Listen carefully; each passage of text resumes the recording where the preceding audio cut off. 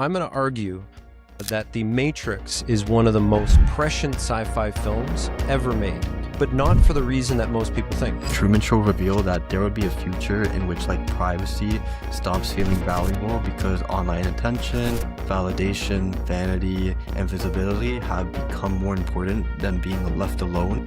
In 1985, this was satire about government. In 2026, today, it's kind of like a documentary about every technology that we interact with. So in today's session, we're asking one simple question.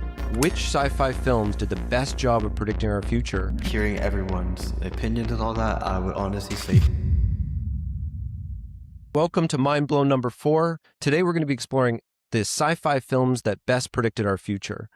Sci-fi is often treated as a genre that really focuses much more on technology. Think of the spaceships, robots, flying cars, and hoverboards. But the most iconic sci-fi films, I think of films like The Matrix, Blade Runner, Back to the Future, for example, they aren't the ones that just predicted the coolest technology. They're iconic because they predicted the world that we're living in today, how we'll behave, what we value, what we will trade in exchange for convenience, connection, or power. This was long before social media, AI companions, and digital identities became our everyday realities. These filmmakers were already thinking about where the technology might leave us. Some predictions have already happened, others are actively shaping our world today, and a few might still be awaiting to happen in the near future. So in today's session, we're asking one simple question.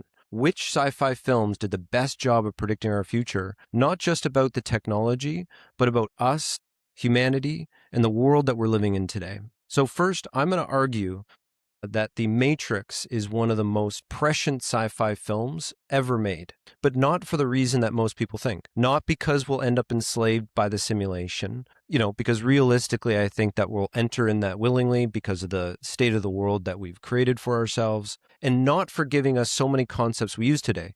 Things like red pill, base reality, simulation theory. These are all things that were presented back in 1999.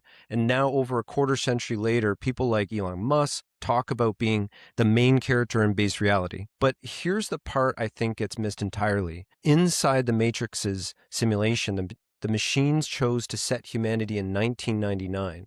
The implications of this is kind of crazy. After the machines ran countless versions of our simulated reality, they concluded that the very end of the 20th century was the psychological sweet spot for us humans. This was before smartphones, before algorithmic feeds, before everything got digitized, before AI was stealing our jobs. And looking at the world today in 2026, now we're drowning in 90s nostalgia, romanticizing flip phones, craving all things analog, and looking for escapes from our AI-infused realities. So 25 years later, we're still starting to suspect that the machines were right in the Matrix. So the real prediction of the Matrix isn't technological enslavement in the simulation. It's that humanity would eventually realize we crossed some kind of threshold around 1999 and then spent the rest of our lives wondering what we traded away to cross it. So I'm arguing The Matrix is the film that best predicted our present. The Matrix isn't waiting to happen. We're already in it, and we just call it the algorithm. So what do you guys think? To be honest, I think people give The Matrix too much credit for predicting our world. A lot of Okay. what we associate with it is now, hindsight. We took ideas like the algorithm, like you said, simulation theory, and being red-pilled and applied them to modern life after the fact. But if we're talking about a sci-fi movie that actually predicted the feeling and culture of today, Back to the Future 2 did it way better. And honestly, it's not even close compared to The Matrix. Let's hear it. Now, Back to the Future 2, as we all know, is one of the most amazing, most popular sci-fi films ever made, but not because it's predicted flying cars, self-lacing shoes, or hoverboards. Those are predictions everyone talks about, yet most of them either never arrived or exist only as novelty products. The real prediction was far more subtle and arguably far more accurate. What the film truly predicted was a future obsessed with convenience, personalization, and technology woven into every aspect of daily life. Now, in 1989, that idea seemed almost unbelievable, but today, it's pretty difficult to imagine life without it. The movie showed video calls, for example, replacing face-to-face conversations long before Zoom, FaceTime, and Google Meets became normal. It imagined a world where screens were everywhere and communication happened instantly, regardless of distance. At the time, that felt very futuristic, but today, that's essentially routine. It's what we're doing right now. It also envisions smart homes packed with automated systems, wearable technologies, digital assistants like Alexa or Siri, and devices that constantly interacted with their users. Now, decades later, we have smart speakers listening for commands, watches tracking our health, and phones acting as a personal assistant that know our schedule, habits, and locations. One of the film's most overlooked predictions was personalized media and advertising. Through the movie, advertisements are larger, louder, and increasingly targeted towards individuals. In 2026, algorithms don't just advertise to us, they learn from us, predict our interests, and shape what we see online every day. This is what we see in apps like Instagram, for example, where it actually learns our habits and, advertises goods and products for us based on that and based on our search history. But here's the part that I think gets missed entirely. The movie understood that technological advancement doesn't fundamentally change human nature. When Marty arrives in the future, people still worry about family problems, careers, money, status, relationships. The technology is different, but the people are not. That's exactly the world we live in today. We carry our devices in our pockets that are way more powerful than the computers that helped us send astronauts to the moon. We can access nearly all human knowledge instantly. We can communicate across continents in seconds, yet our daily struggles remain surprisingly familiar. The genius of Back to the Future Part 2 is that it predicted the normalization of innovation. The characters aren't amazed by the technology around them because they've grown up with it. It's just part of life. The future isn't exciting to them, it's ordinary. And that's precisely what happened to us. Smartphones, AI, GPS navigation, voice assistants, streaming platforms, and instant communication would have seemed miraculous only a few decades ago. But today, they're so common that we get annoyed when we take a few extra seconds just to load something, whether it's downloading an app, a game, a movie. So I'd argue, personally, that Back to the Future Part 2 didn't accurately predict the gadgets of tomorrow, but it definitely predicted something much more important, which is a society that becomes so accustomed to extraordinary technology that it eventually stops seeing it as extraordinary at all. The film's greatest prediction wasn't that the future would look like heavily gadgeted with technology, machinery, and what so. It was how quickly we'd stop being impressed by it. It's pretty convincing, very impressive. Yeah, what do you think, Gabriel? Like Scott said, very convincing. I especially like the point where you said that like one of the most overlooked predictions was like personal media and like advertising. I mean, we see it throughout everywhere, movies, advertising, to all that. So I thought that was a great point. I mean, you could literally just be thinking of something. Have you heard of that thing where people think that like your phone's listening to you? You say something out Yeah, loud, you're having a conversation with someone, yeah, and then like a few hours later, you get an ad directed towards that, and you're like, yep, wait, what? How did that happen? So yeah, I totally agree there for that point. Well, it didn't yeah. get hoverboards right. That's one bit of a sore point. Something close to that. Something called hoverboards, but don't actually hover. And no time travel. Or maybe we just don't know. In my opinion, I personally think time travel exists only done through wormholes. That's Okay. just the science behind it. But in terms of how the movie showed it, not yet that time. All right. Well, Gabriel, Rion gave you quite the argument to overcome here. What are your thoughts? Yeah, this is gonna be quite the challenge, but honestly, I think from my prediction, I think that The Truman Show predicted the future better than almost any other movie. It predicted that ordinary people are more than willing to turn their personal lives into entertainment for strangers online. You see this with the rise of IRL streamers, a day in my life videos, get ready with me vlogs, trying out videos. I could go on. There's just so much content out there already. Even like daily tasks, such as like doing your laundry, like daily mundane tasks that you wouldn't think that someone would record, they're now being monetized. But I will say that there's Crazy. sometimes, people are sharing their like cool events that they go to. So that is like the upside. I think this is like really important because Truman Show revealed that there would be a future in which like privacy stops feeling valuable because online attention, validation, vanity, and visibility have become more important than being left alone and having like a more private life. And like I was saying before, it's extremely relevant now because you see that people are monetizing things that aren't necessarily exciting in a way or groundbreaking, Mhm. but are instead showing the world, their daily routines. And they're essentially building like an online identity on platforms to appeal to these algorithms. On top of that, while this isn't necessarily like a bad thing, like I'm not against anyone, broadcasting whatever they want to do with their daily lives. I do think it raised some concerns, such as like how far are people willing to overshare their personal lives? And does oversharing negatively affect the lives of other people? You see this commonly in like when people monetize their relationships. Sharing personal details about your loved ones while monetizing it can make other people uncomfortable, especially showing a relationship between like you and your partner. The biggest question I Or your ask is, children. yeah, exactly. Yeah, even in children, it's like, how do they even Exactly. like consent to that? There's a big like, barrier for that. So I think that's a major concern. There's also, safety concerns as well, parasocial behavior and all that. But there are many ways to prevent this. As of recently, I know PewDiePie, one of the biggest YouTubers of all time, made a statement that he will be stepping away from family vlogs in order to protect their young son's privacy as he grows older. And essentially, they want him to live like a normal life. So I think there is definitely a way to like kind of counter that. As long as you know your limit and be cautious of what you're saying, I don't necessarily think it's a bad idea.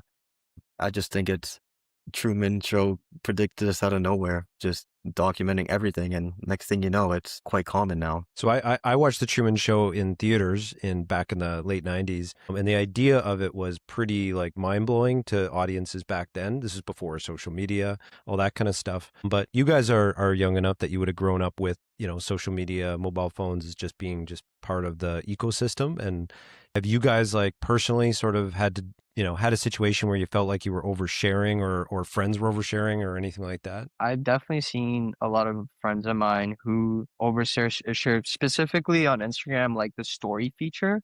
They basically just post anything that's going on in their lives. And to a certain extent, I'm like, there's no judgment, but in my mind, it's just kind of like, would I share that? You know what I mean? Because personally, for me, when it comes to like social media, I only post like events or moments that are very significant or something that's like, oh my God, like this is so cool. But when it's like me living my daily life, just going on about my day, I'm not really the kind of person to like stop, be like, oh, that's a cool photo. Let me take it and post on my story. You know what I mean?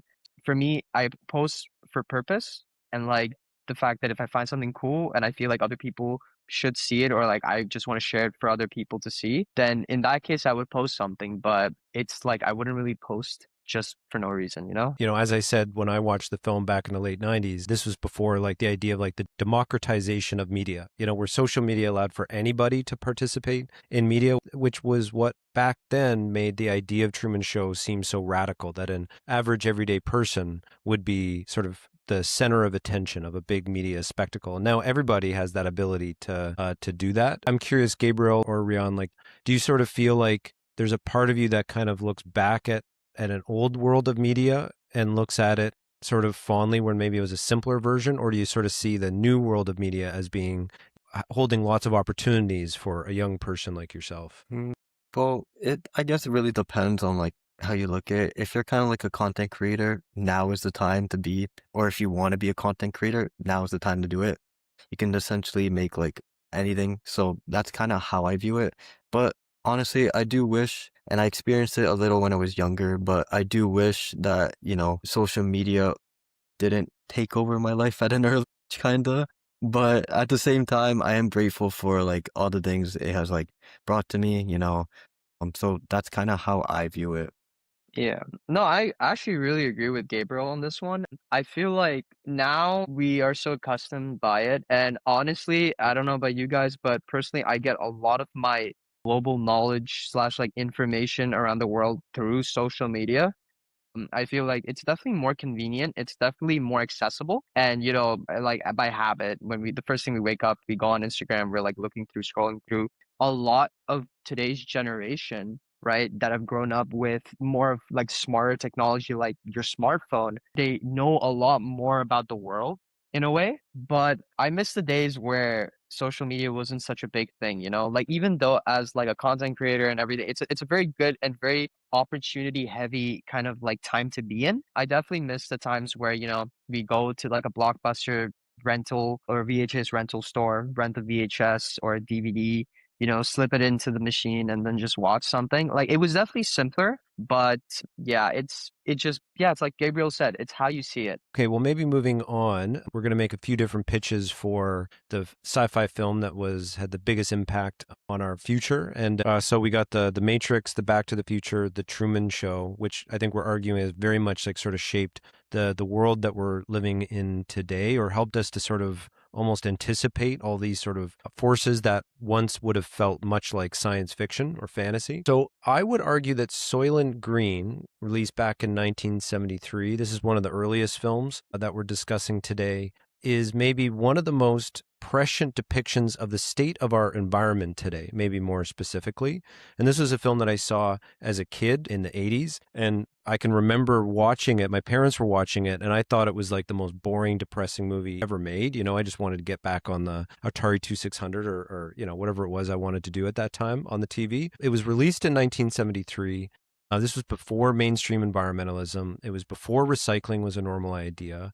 It was before climate change was a household world and then somehow became controversial. Soylent Green was set in the year 2022, so just a few years ago, but it anticipated the planet's population growing to about 7 to 8 billion people. And the whole plot was sort of centered around this idea that as a result of overpopulation, and they sort of considered overpopulation being in that 7 or 8 billion range, that we saw things like ecological collapse, resource depletion, and all of that resulted in food insecurity. And as a result of all of that, we saw the rise of like authoritarian governments that were sort of maybe seen as the best able to sort of manage within that scarcity environment. So all this is seems very prescient for a film that came out back in the 70s. So one kind of wild way that the film was prescient is that we crossed the 8 billion mark basically around the year 2022. So it was actually kind of eerily prescient in terms of the prediction of what our population was. And now, while here in North America, the environment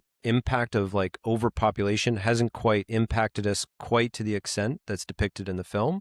That being said, I guess you could sort of think of it as like the future is not distributed evenly, because today there's hundreds of millions of people who are facing food insecurity. Climate-driven crop failures are now a normal aspect of like news cycles. We're seeing authoritarian governments are on the rise, framing themselves as the only viable managers of resource collapse. So I guess in a way, Soylent Green isn't really science fiction anymore. It's a slightly stylized version of the actual news, minus a spoiler alert, us eating people. But here's what gets me about the film. Most dystopian films from that era imagine catastrophes arriving through things like war or nuclear weapons, like sudden, dramatic, cinematic events. But Soylent Green imagined something much subtler, much harder to dramatize, and maybe a lot more closer to what we're actually experiencing today, like the slow, grinding, systemic collapse driven by overconsumption and maybe a little bit of denial of what's going on. So what do you guys think? Honestly, I think that Soylent Green is definitely one of the most like underrated future prediction sci-fi films, because almost none of its warnings were really about technology, and that's also a lot of the sci-fi films we see. They're like, all right, this is how technology is going to be in the future,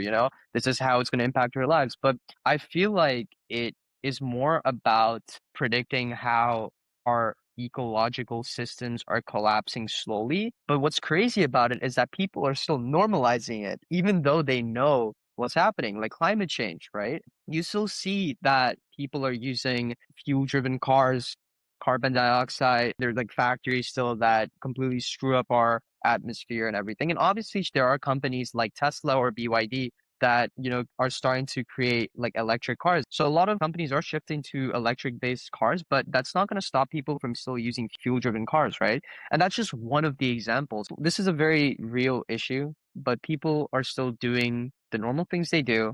They're still, going about their day, knowing actively like, yeah, this is kind of affecting a lot in our environment, but hey, it's convenient for me, so let's still do it. That's what's crazy, in my opinion. Yeah. Yeah, we're like frogs boiling and slowly boiling Exactly. in water. Yeah, and this movie actually shows it very well. It's like I said, it's very underrated. It's something that not a lot of people think about. Totally, yeah. And what about you, Gabriel? Any strong thoughts before we move on? So personally, I've never, like, this is my first time hearing about the movie, but just based off the prediction it was getting, that it gave off, so It was set in the year 2022, and it's already making like predictions about like how we're to have like 7 or 8 billion people in the world, overpopulation, ecological collapse, like all of this stuff. It was made in 1973. So like that's a pretty big gap. And for it to predict all of that is just it's kind of mind blowing. But I don't know how it could have predicted something like that. So that's kind of my thoughts on it. It's just how did they know? Good point, Gabriel. And moving on to the next pitch, it does have me thinking that Soylent Green, having been created almost 3/4 of a century ago, is the oldest of the films that we looked at so far, but arguably as or more predictive than those other films. So I'm wondering what else is sort of out there that might be even more predictive than a film like Soylent Green. Yeah, it's funny you actually mentioned that, Scott. One of our subscribers, Sophie, said that Idiocracy is one of those films that actually tackles Soylent Greens in terms of the accuracy and in general and how much it predicts the future. Now, Idiocracy is one of the most prescient system film that nobody talks about seriously because everyone's busy laughing at the wrong joke. The easy argument is that President Camacho. However, the real prediction is that Rondo in the film, a sports drink corporation, buys the FDA and the FCC, then mandates that its product replaces water in agriculture because it contains electrolytes. Now, that's not absurd comedy. That's just a precise map of how corporations gain control over essential resources and, in turn, over the language we use to talk about them. The regulatory capture playbook was scripted in 2004. What makes it sharp is the mechanism. Judge's film is about a society rendered helpless not by stupidity alone, but by the combined influence of corporate interests and automated systems. The corporation doesn't just buy politicians, it buys the vocabulary. Rondo's got what plants crave. Isn't propaganda, it's a product brief that becomes policy. In 2026, that dynamic in which corporate talking points become the literal language of regulation is no longer satire. The film is deliberately buried on release, limited to 7 cities and 130 theaters. A film about institutional decay killed by an institution. Primary category is systems, with culture a close second because the scariest prediction isn't who's in charge. It's that nobody noticed the handover. Yeah, that's Idiocracy is a classic. Have you guys seen it?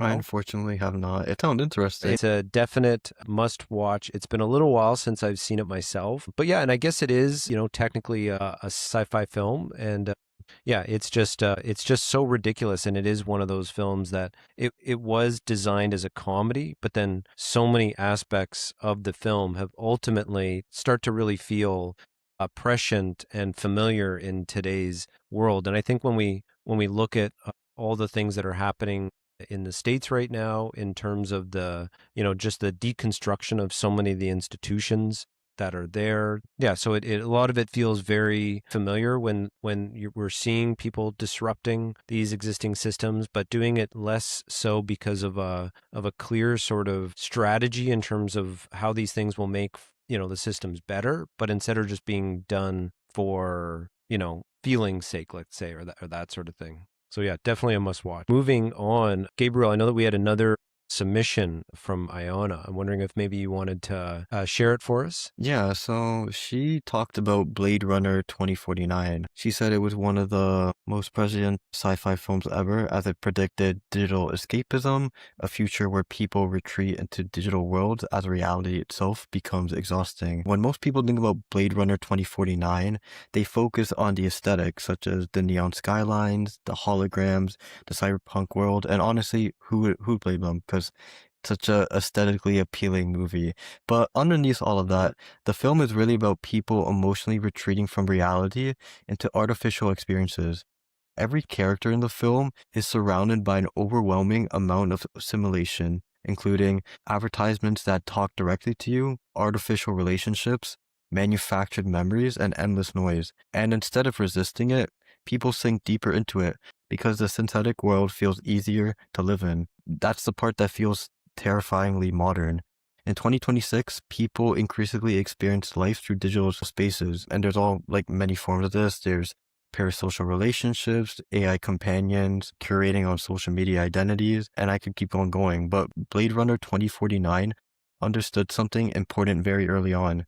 Digital escapism wouldn't feel dystopian, it would feel comforting. That's why the world of the film feels so believable now. Not because we have super advanced technology like in the film, but because we already have people replacing reality with curated digital experiences designed to keep them emotionally engaged and stable. This is like a future present prediction because the Blade Runner world doesn't feel like a warning from the future anymore. It just feels like a slightly exaggerated version of right now.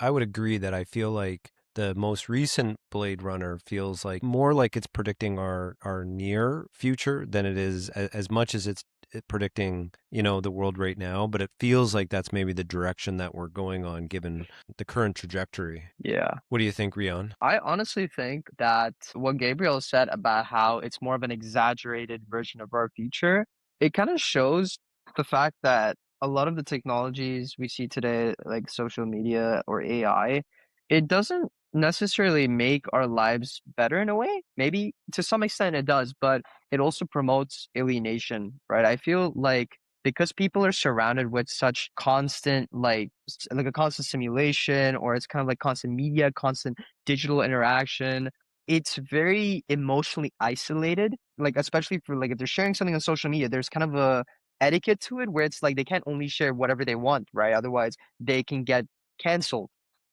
or maybe certain opinions might not resonate to a lot of people. So I feel like this modern mindset kind of creates a sense of alienation where it kind of leads to loneliness just because it's kind of fake connection. It's not face to face, where humans are actually communicating with each other. It's more digitized. Definitely pushes alienation and just kind of like the degrade or like decay of authentic human connection.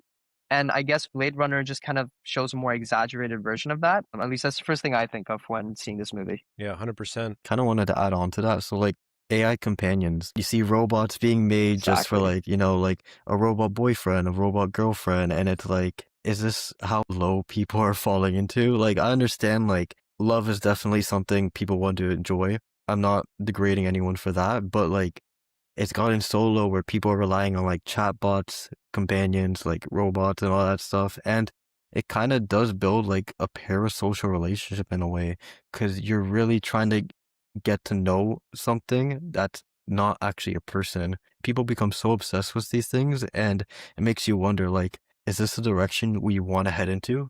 So that's kind of Yeah, what I think. 100%. I completely agree with that. Yeah. Yeah, and it makes me think, it does also have me wondering with AI, what happens when AI technology starts to get enshittified, because I don't think we're quite at that point, but that could be a very scary future and maybe takes us a little bit towards the Blade Runner depiction of the future. With that in mind, I wanted to argue for why I think Brazil was actually, I think, one of the most prescient films. Maybe not necessarily holistically, as some of the other films have really helped us sort of anticipate our present day reality, but I think maybe more specifically is how it sort of helped us anticipate the kind of enshittification of everything. And so yeah, it's definitely one of my favorite films of all time. I don't know if you guys have seen it, but yeah, directed by Terry Gilliam, and so it's got all of that kind of magical sort of realist style that he applies to all of his films, but to a kind of depiction of a, dystopian future. So it's set in a world where bureaucratic systems have become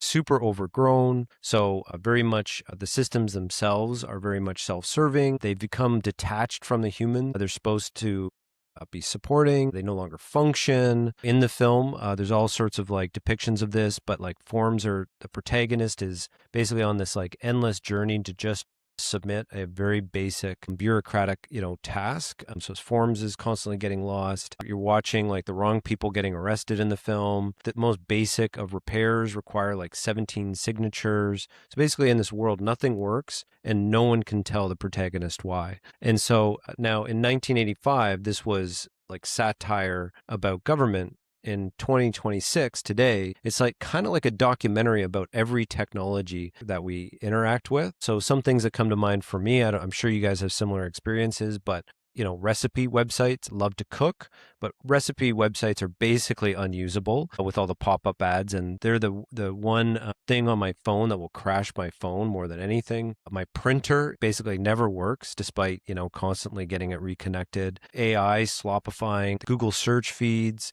And another thing is, I don't know if you guys experience this, but when you're dealing with an app and you go to click on a button and then all of a sudden it kind of reformats the user interface, and then you go to click Yep. something, but you're clicking on another thing. That's been happening increasingly, over the last few years, to the point like it's like every time I go to change the playlist, all of a sudden the user interface changes. And I also was reading about how apparently cars are deploying with features like heated seats, but instead of just not having that feature in the car because you chose not to buy it, they're now included, but then you can purchase it as a subscription feature, which is like crazy to me, right? Like it's so obnoxious. So I feel like Brazil kind of anticipated this all happening. And I think what it kind of points to is that when we lose competition within a system that, whether it's the government or more the corporations that are creating the technologies for us, what we end up with is that the systems that are being created, the technologies that's being created is no longer being made to serve us. So yeah, it just kind of blows my mind that Gillian saw this coming basically over 40 years ago. But also just wanted to mention that one of the parts that I find maybe the most indicative of our present day moment is the ending of the film, because the protagonist, Sam Laurie, it's a kind of happy ending. He doesn't escape the system itself. Instead, really nothing changes. But throughout the film, he's has this sort of like these fantasy moments where he drifts off into these like imaginings that sort of centered around a kind of a woman that's sort of the fantasy of his dreams. But in the end, the way the film ends is nothing changes in the system. Instead, he just kind of fully retreats into his fantasies, and that's kind of the conclusion. And it kind of makes me think what that's sort of saying about our present day moment is that, I think a lot of people sort of feel like that is the only escape to the enshittification of our world. So total bummer or what? Yeah, that's definitely a little bit of a bummer, as like the way you put it. Yeah. No, I mean, to add on to that, I think, the film also kind of projects dystopian aesthetic that very much resembles our world today. If you compare how our like cities and countries and everything, like how you see it today compared to, say, a good couple of years ago, you can definitely see that a lot of our world has lost color in terms of like the houses that are made, the cars, stores, advertisements, logos. They all have this kind of minimalistic kind of aesthetic where it's monotone. It's kind of black, white, gray. It's very industrial. It's very outdated. And now you see a lot of these places overloaded with screens. For example, in downtown Toronto, you see more and more screens around you, but then also more and more monotone like colors, if that makes sense. I don't know. It's just the aesthetic of how people see the city. That messy future that's seen in Brazil, it feels closer to reality, with this kind of clean minimalism. Wherever we go, it's just things are losing color, and I think Brazil really, really exemplifies that. Yeah, when I was younger, things definitely had a lot more color. And then kind of like growing older, it transitions. A lot of the companies that you see, like, okay, for example, like Pepsi, right? If you see how the logo used to be compared to now, you can see that beforehand the logo of Pepsi had a lot of depth into it. It had a lot more color, where it's like people are genuinely like, wow, I really want to try this. But now it's just black and white. It's flat. It's too minimalist. The creator made this film 40 years ago. It is insane how the amount of predictions seen in Brazil resemble what we're seeing today. Even like you said, subscriptions, app on app purchases, interfaces constantly changing. That baffles me how accurately the creators predicted this. Gabriel, what are recent experiences of enshittification that you've had? Can you think of any? Honestly, just anything to do with subscriptions. Like, I swear everything, like, no matter what. Funny that you mentioned, like, the car features for, like, heated seats, because I've used, like, CapCut a whole ton, and then I use, like, the free version, right? And now they have, like, a subscription stuff. Well, they always had it, but now they have, like, subscription features that were once free. And it's like, what happened? Like, how are you gonna, like, change that, right? So I honestly think, like, not everything has to have a subscription. Just let people use things, give them the features they want. That's how I feel about it. 100%. Okay, well, that gets us pretty much to the end of the session. Thanks for joining us, guys. I think maybe just one final thing I'd like to get your opinion on. Of all the films that we've just gone through, which do you think was the most prescient? And I guess we'll qualify it for the present moment. So we went through The Matrix, Back to the Future Part 2, The Truman Show, Soylent Green, Idiocracy, Blade Runner, and Brazil. So maybe, Rion, which of those would you argue is the most prescient for the present? Yeah, I honestly would say, I think after hearing all of that, The Truman Show, in the perspective of having everything digitized, of having privacy sort of be a very, just expendable, where people just kind of share whatever they feel like, and that too in the hopes of being viral. I feel like that's definitely something that a lot of people are trying to do, and they try sharing the most craziest things online just so that they get views, likes, comments, and I don't know. I feel like that's definitely something in our society that everyone is kind of leading to, especially now with social media evolving, algorithms starting to form, TikTok, Instagram, Reels. People are just trying to be famous and they're just trying to make a living out of it. And yeah, that's what happens when you're given these technologies. And how about you, Gabriel? Maybe we'll get you to pick one other than The Truman Show. What would be your pick? After hearing everyone's opinions and all that, I would honestly say Brazil. I haven't watched it myself, but just based off the description, what Rian was talking about before, everything used to be, so like colorful and all that stuff. The world was like, more joyful. And then look at now, everything's all black and white. As you said, the acidification of everything is just being taken over. And I feel like it's only going to get worse with the way technology and AI is heading. All right, well, that's it. Thanks for joining us for a session of Mind Blown. And yeah, I guess we're done. Yeah, my mind was definitely blown. I can tell you that.